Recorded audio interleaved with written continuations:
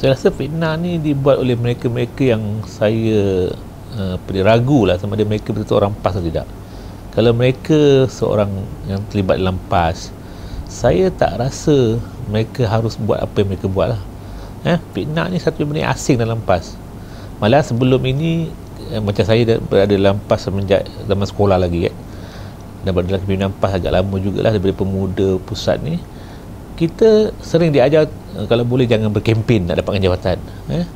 Tentulah memburuk-burukkan lagilah memburuk-burukkan mana-mana pimpinan itu lagi satu perbuatan yang nampak pelik lah.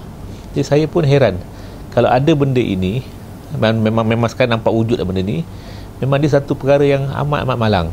Dan saya rasa masalahnya ialah di mana ketegasan pimpinan lah. Kalau pimpinan tegas dalam menangani isu ini, saya rasa benda ni tidak akan merebak. Kita menerima hakikat dalam perlembagaan PAS, mana-mana ahli PAS yang dapat pencalonan boleh bertanding. Jadi bila mereka boleh bertanding, mereka tidak seharusnya difitnah dan sebagainya.